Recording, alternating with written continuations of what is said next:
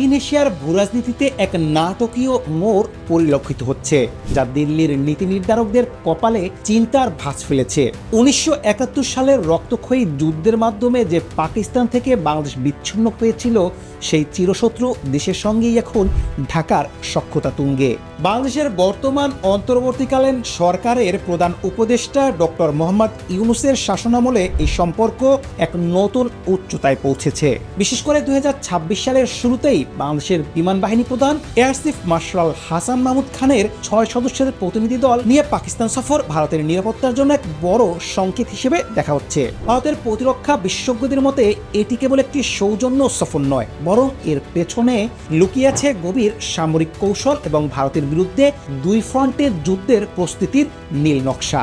দিল্লির সাউথ ব্লকের মতে বাংলাদেশ এখন 71-এর চেতনার উল্টো পথে হাঁটছে, যা ভারতের চিকেন স্নেক করিডোর, শিলিগুড়ি করিডোরের জন্য দীর্ঘস্থায়ী হুমকি হয়ে দাঁড়াতে পারে। দীর্ঘদিন ধরে বাংলাদেশের সামরিক বাহিনী মূলত চীন এবং রাশিয়ার সরঞ্জামের উপর নির্ভরশীল থাকলেও সাম্প্রতিক সময়ে পাকিস্তানের তৈরি J-17 ব্লক 3 যুদ্ধ বিমানের প্রতি ঢাকার গভীর আগ্রহ প্রকাশ পেয়েছে। বর্তমান ভারত বাংলাদেশ সম্পর্কের শীতলতার সুযোগ নিয়ে পাকিস্তান তাদের এই মাল্টিরোল কম্ব্যাট এয়ারক্রাফট বাংলাদেশের কাছে বিক্রির জন্য জোর তৎপরতা চালাচ্ছে। ভারতীয় গোয়েন্দা সংস্থাগুলোর রিপোর্ট অনুযায়ী এই সফরে বিমান বাহিনীর প্রধান পাকিস্তানের অ্যারোনটিক্যাল কমপ্লেক্স পরিদর্শন করবেন, যেখানে এই বিমানগুলো তৈরি হয়। যদি বাংলাদেশ পাকিস্তান থেকে এই যুদ্ধ বিমান কেনে, তবে ভারতের পূর্ব সীমান্তে আকাশসীমার ভারসাম্য আমূল বদলে যাবে।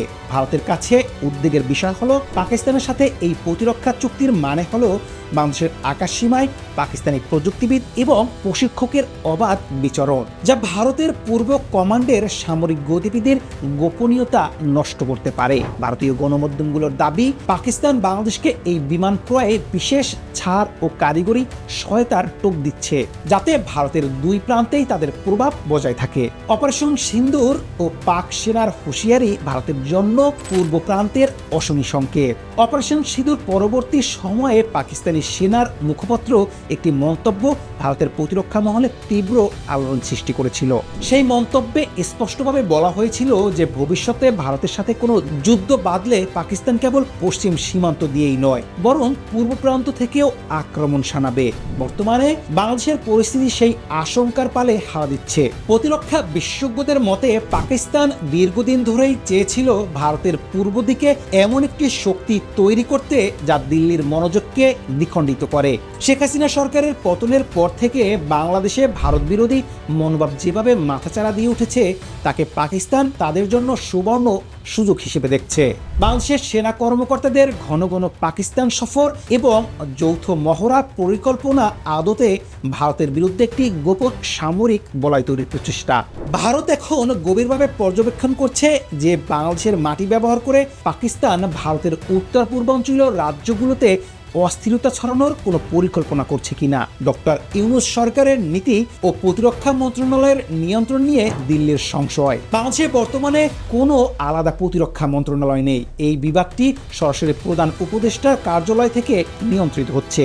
ডক্টর মোহাম্মদ ইউনূসের ক্ষমতা গ্রহণের পর থেকেই ভারতের সাথে এক ধরনের দূরত্ব বজায় রেখে চলছেন এবং পাকিস্তানের সাথে সম্পর্ক উন্নয়নে বিশেষ জোর দিয়েছেন। দিল্লির কূটনৈতিক মহলে আলোচনা চলছে যে ইউনূস প্রশাসন কি জেনে শুনেই ভারতের নিরাপত্তা উদ্বেগকে উপেক্ষা করছে। সাধারণত বাংলাদেশের সেনাবাহিনী ভারতের সাথে ঘনিষ্ঠ যোগাযোগ রাখত, কিন্তু সাম্প্রতিক রদবদলের পর পাকিস্তানপন্থী কর্মকর্তাদের পদোন্নতি এবং গুরুত্বপূর্ণ দায়িত্বে আসা ভারতকে ভাবিয়ে তুলছে। ভারতের টাইমস অফ ইন্ডিয়া এবং দ্য প্রিন্ট এর মতে সংবাদ মাধ্যমগুলো বলছে, বাংলাদেশের বর্তমান প্রশাসন ভারতের নেইবারহুড ফার্স্ট পলিসিকে চ্যালেঞ্জ জানিয়ে পাকিস্তানের সাথে সামরিক জোটে জড়ানো যে প্রতিক্রিয়া শুরু করেছে, তা দক্ষিণ এশিয়ার শক্তি নষ্ট করতে পারে। এই সফরের মাধ্যমে বাংলাদেশ কার্যত বার্তাই দিচ্ছে যে তারা এখন থেকে প্রতিরক্ষার ক্ষেত্রে দিল্লির পরিবর্তে করাচি ও ইসলামাবাদের উপর বেশি ভারসাম্য করতে ইচ্ছুক। ভারতীয় গণমাধ্যমের বিশ্লেষণ এবং আঞ্চলিক নিরাপত্তা নিয়ে সংকট। ভারতীয় গণমাধ্যমগুলো এই সফরকে অত্যন্ত গুরুত্বের সাথে দেখছে। আনন্দবাজার পত্রিকা থেকে শুরু করে নিউজ 18-এর বিশ্লেষণে বলা হচ্ছে যে বাংলাদেশে এখন ন্যাড়া একবারই বেলতলায় যায়। এই প্রবাদকে ভুল প্রমাণ করে পুনরায় পাকিস্তানের ফাঁদে পা দিচ্ছে।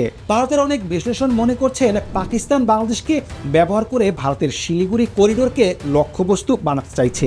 যদি বাংলাদেশের বিমান বাহিনী পাকিস্তানের উন্নত রাডার এবং মিসাইল সিস্টেম গ্রহণ করে, তবে ভারতের পশ্চিমবঙ্গের গুরুত্বপূর্ণ বিমান ঘাঁটিগুলো সরাসরি তাদের নজরে চলে আসবে। ভারতীয় মিডিয়ার একাংশ একে খালিস্তান বা বিচ্ছিন্নতাবাদী গোষ্ঠীদের মদত দেওয়ার একটি পরোক্ষ প্ল্যাটফর্ম হিসেবে দেখছে। ভারতের নিরাপত্তা বিশ্লেষকদের মতে বাংলাদেশের এই ইউটার্ন কেবল রাজনৈতিক নয়, এটি একটি দীর্ঘমেয়াদী স্ট্র্যাটেজিক, যা আগামী দিনের দিল্লির জন্য বড় ধরনের মাথা ব্যথার কারণ হবে। মোদী সরকার ইতিমধ্যেই বিএসএফ এবং পূর্বাঞ্চলীয় কমান্ডোকে বিশেষ সতর্কতায় রেখেছে, যাতে সীমান্তের ওপারে কোনো অশুভ আত্মা ভারতের সার্বভৌমত্বে আঘাত হানতে না পারে। দিল্লির সতর্ক দৃষ্টি ও ভবিষ্যতের চ্যালেঞ্জ। বাংলাদেশের বিমান বাহিনী প্রধানের পাকিস্তান সফর এমন এক সময় হচ্ছে যখন ভারত বাংলাদেশের সীমান্ত পরিস্থিতি বেশ উত্তপ্ত।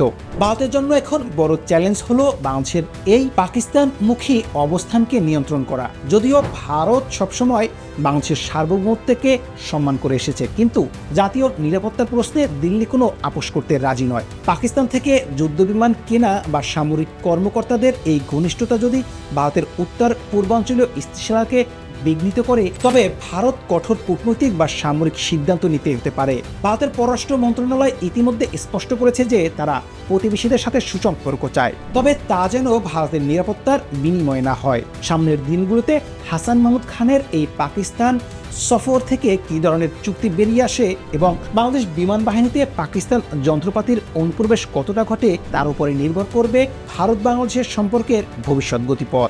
৭১-এর বন্ধুত্বের জায়গায় ২৬-এর এই তিক্ততা এশিয়ার রাজনীতিতে এক নতুন শীতল যুদ্ধের দিকে নিয়ে যেতে পারে।